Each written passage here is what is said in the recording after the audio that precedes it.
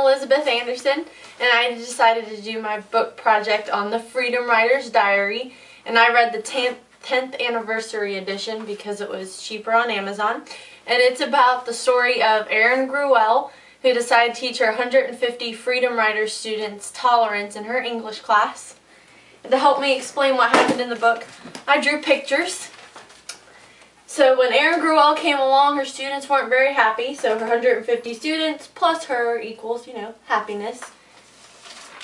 And I made a hope chart. At the beginning of the book, most of the stories are pretty low about how they were molested as children and abused and just horrible things, and how they witnessed their friends getting shot and their brothers and sisters.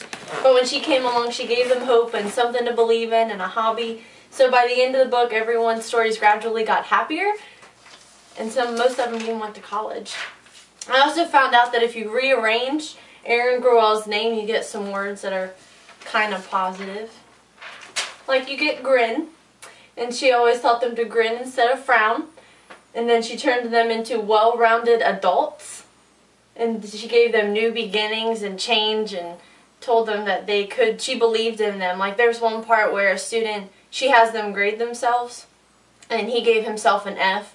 She pulls him out in the hallway, and even though she cusses quite a bit, she gets her point across to him, like, when you say and you give yourself an F, that means you're throwing away everything that everyone has done for you and how they believed in you.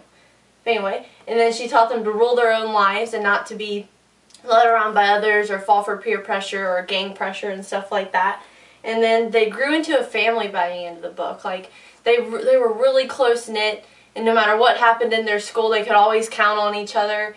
And they even did a peace walkout and stuff like that. And they traveled to Europe and all kinds of neat things.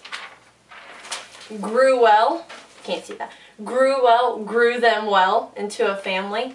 So that was kind of neat.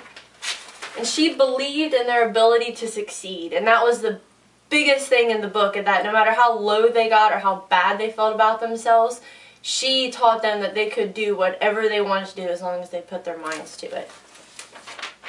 And then the concept was she understands each of their needs, and she taught them according to what they needed. So that was the biggest thing in the book. And then they began to believe, they started to try, and they never gave up. Thank you. And you still have 20 seconds left. Oh, well. That's what 30 meant. Oh, I thought you said that was 3 minutes. 30 seconds.